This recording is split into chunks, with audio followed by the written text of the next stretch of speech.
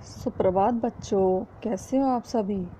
मैं Shrimati Geeta Saini MN international school Malakheda कक्षा 10 की संस्कृत की पाठशाला में आप सभी का स्वागत है। बच्चों, हम हमारी संस्कृत की पाठशाला में आपकी पुस्तक शेमुसी के तीसरे अध्याय का अध्ययन करने जा रहे हैं।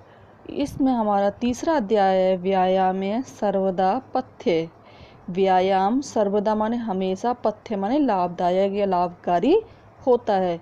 व्यायाम बच्चों किसको कहते हैं? जो हम योगा करते हैं, सुबह सुबह एक्सरसाइज करते हैं, कोई जिम जाता है, कोई पार्क में जाता है, कोई अपने घर पर रह कर ही अपने सुबह उठ करके व्यायाम कसरत जो करते हैं, उससे क्या होता है, जो हमारी पूरे दिन की जो दिनचर्या होती है वो क्या होती है, अच्छी होती है। हमारा मन भी प्रसन्न हो जाता है और जो हमारे शरीर में जो भी कोई व्याधि वगैरह होती है, जो परेशानी होती है, वो भी हमारी क्या होती है, उससे दूर हो जाती है। यानी व्यायाम जो होता है वो हर तरह से हमारे शरीर को क्या बनाता है, पुष्ट, मजबूत और बलशाली बनाता है। और सभी व्यक्तियों को अपनी सामर्थ्य के अनुसार, यानी जिनका शरीर जितना कैपेसिटी होती है, जितनी उनकी सामर्थ्य होती है, क्षमता होती है, उससे आधा उन्हें व्यायाम करना चाहिए।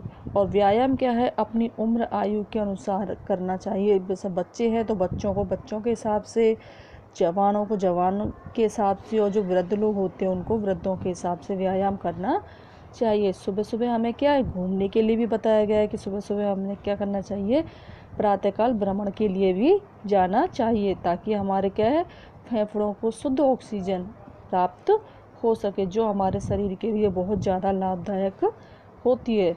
तो आज हमारा इसी व्यायाम को लेकर के ये हमारा एक अध्याय है, व्यायाम में सर्वदा पथ्य, यानी व्यायाम हमेशा लाभकारी होता है। तो चलिए आज हम देखते हैं इस पाठ में हमारे कि व्यायाम करने से हमारे शरीर को कौन कौन से लाभ प्राप्त होते हैं। तो चलिए हम देखते हैं। इसमें देखिए हमारे इसमें क्या है, पहला श्लोक, शरीर आयास जननम कर्म व्यायाम संगीतम।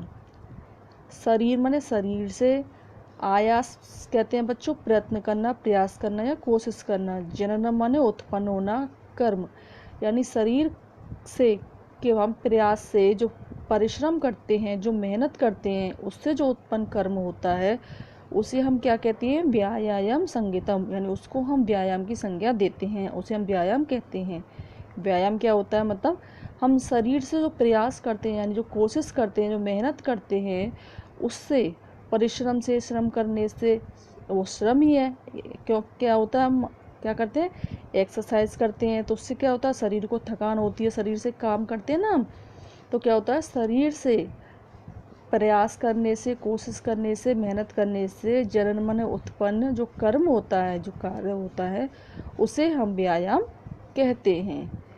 तत्कृत्वा, वो कह रहे उसको करके, तत् माने उसको, कृत्वा माने करके, उसको करके, किसको करके, व्यायाम को, उसको करके, तो सुखम देहम यानी सुखपूर्वक, यानी आराम से, देह माने होता है शरीर की, विमृदनियात, विमृदनियात कहते हैं बच्चों मालिश करनी चाहिए, समन्तत माने होता है पूरी तरह से, क्या है, विमृदनियात, विमृदनियात माने होता है बच्चों मालिश करनी चाहिए, ठीक है। और समन्तत माने होता है पूरी तरह से। तो हमारा इसका क्या बनेगा हिंदी, कि शरीर के प्रयत्न से यानी परिश्रम से जो कर्म पैदा होता है उसे हम व्यायाम कहते हैं। उसको करके तो शरीर की सुखपूर्वक मालिश करनी चाहिए, पूरे शरीर की। पहले तो हमें क्या करना चाहिए, व्यायाम करना चाहिए, कसरत करनी चाहिए, और उसको करने के बाद में हमें अपने पूरे शरीर की अच्छी तरह से मालिश करनी चाहिए। अब ये तो हो गया हमारा पहला। अब अगला देखते हैं क्या है, शरीरो पचय कांति गार्ताणाम सुविभक्तता दीप्ताग्नि त्वय मनालस्य स्थिरम लाघवम मरजा। शरीरोपचय यानी व्यायाम करने से क्या होता है, हमारा शरीर में क्या होता है, वृद्धि होती है, शरीर में जो हम खाना पीना जो भी हम खाते हैं ना, वो क्या है, हमारे जो पचने की पाचन शक्ति होती है वो हमारी क्या होती है, मजबूत हो जाती है। कांति यानी शरीर हमारे चमक आ जाती है चेहरे पर है। और गात्राणाम सुविभक्तता क्या है, शारीरिक सौंदर्य भी होता है। गात्राणाम माने होता है शारीरिक सौंदर्य, शारीरिक सौंदर्य भी हो जाता है हमारे। और सुविभक्तता यानी जो हमारी स्फूर्ति होती है वो भी हमारी उसकी शक्ति जो होती है बढ़ जाती है। और उसके बाद दीप्ताग्नि, दीप्ताग्नि कहते हैं बच्चों जठराग्नि, यानी जो पेट की जो शक्ति होती है, जठराग्नि जो अग्नि होती है वो भी हमारी कैसे हो जाती है, मजबूत हो जाती है। और आलस्यम, आलस्य नहीं रहता हमारे अंदर, और हमारा शरीर कैसा हो जाता है, स्थिर हो जाता है यानी मजबूत हो जाता है। लाघवम मृजा, और हमारा लाघवम माने कहता है और हल्का हो जाता है। और हमारे शरीर में कैसी हो जाती है, स्वच्छता, मृजा माने होता है स्वच्छता आ जाती है। तो हमारे शरीर में व्यायाम करने से, कसरत करने से कौन कौन से लाभ होते हैं, एक तो हमारी पाचन शक्ति मजबूत हो जाती है, चेहरे पे चमक आ जाती है, शरीर भी हमारा मजबूत हो जाता है। और सुविभक्तता, सुविभक्तता कहते हैं हमारा शारीरिक सौंदर्य भी बढ़ जाता है। दीप्ति अग्नि अवमलना, हमारा जो पेट की जठराग्नि होती है, जो पेट की जो अग्नि होती है वो भी हमारी कैसी हो जाती है, प्रबल हो जाती है, मजबूत हो जाती है। आलस्य दूर हो जाता है और हम शरीर स्थिर हो जाता है। लाघवम मृजा, और हम कैसा महसूस करते हैं, हल्का। जब आप सुबह सुबह कसरत करते हो तो उसके बाद में आपको कैसा लगता है, शरीर में ऐसा लगता है हल्कापन सा महसूस होता है, जैसे आपकी सारी थकान दूर हो गई हो और आप एक अलग ही ऊर्जावान महसूस करते हो। और मृजा माने होता है स्वच्छता, और आपके अंदर स्वच्छता उत्पन्न होती है। यानी जब आप कसरत करते हो तो क्या होता है, पसीना आता है, पसीना आता तो क्या होता है, जो अंदर की सारी गंदगी होती है वो हमारी सारी पसीने के द्वारा बाहर निकल जाती है। तो इस तरह से हमारे कसरत करने से, व्यायाम करने से हमारे इतने लाभ प्राप्त होते हैं। अब देखिए तीसरा क्या है हमारा, श्रम, किलम पिपाशा शोषणम शीतादीनाम सहिष्णुता आरोग्यम चापी परमम व्यायाम अदुपाद्यते।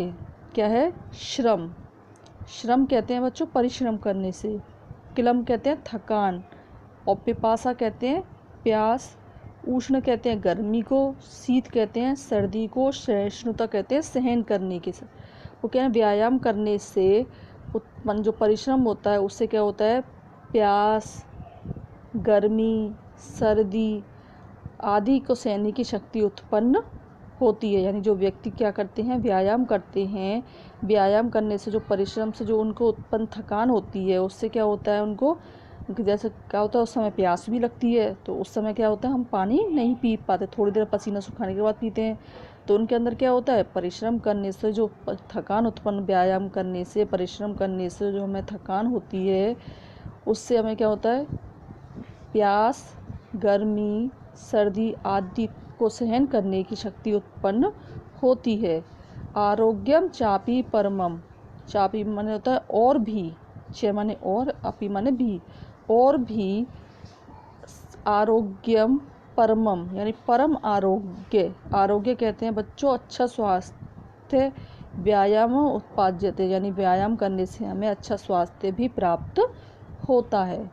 फिर से देख लो एक बार इसको, क्या है, व्यायाम करने से, परिश्रम करने से जो हमें थकान होती है उससे हमें क्या होता है, प्यास, गर्मी, सर्दी आदि को सहन करने की शक्ति प्राप्त होती है। और भी परम आरोग्य यानी और भी व्यायाम करने से हमें क्या होता है, और अच्छा स्वास्थ्य भी हमें प्राप्त होता है। तो इस तरह से हमारा ये क्या हुआ, तीसरा हो गया। अब चौथा देखते हैं हमारा, न चास्ति सदृश्यम तेन किंचित स्थल्याकर्षणम न च व्यायामेन मर्त्यन्द्र बलात्। चौथे में क्या है, न चास्ति सदृशम, सदृशम माने होता है तेन माने उसके सदृश माने समान, च माने और, अस्ति माने है, न माने नहीं, और उसके समान क्या है, किंचित कुछ भी, स्थल्याम आकर्षणम स्थूलता यानी मोटापे को दूर करने वाला, उसके समान और कुछ भी नहीं है। किसके समान, व्यायाम के समान, यानी व्यायाम के बराबर मोटापे को दूर करने वाला और कुछ भी कोई उपाय नहीं है। व्यायाम मर्त्यदंत बलात्, व्यायाम करने वाले व्यक्ति को क्या होता है, मर्तदन्य यानी शत्रु भी अपने बल से कुचल नहीं सकते, अर्थात शत्रु भी उनको किसी तरह की हानि, अपने बल से किसी तरह की हानि नहीं पहुंचा सकते। यानी कह रहे हैं कि जो मोटा व्यक्ति होता है, स्थल्यापकर्षण माने जो मोटा व्यक्ति होता है उसको मोटापे को दूर करने के लिए व्यायाम के समान और कोई भी कुछ भी नहीं है। न च व्यायामेन मर्तदन्त्यो बलात्, व्यायाम करने वाले व्यक्ति को शत्रु भी अपने बल से कुचल नहीं सकता है, अर्थात शत्रु भी उसे हानि नहीं पहुंचा सकता है। तो आज के लिए इतना ही, अब हम अगले वीडियो में देखेंगे। धन्यवाद।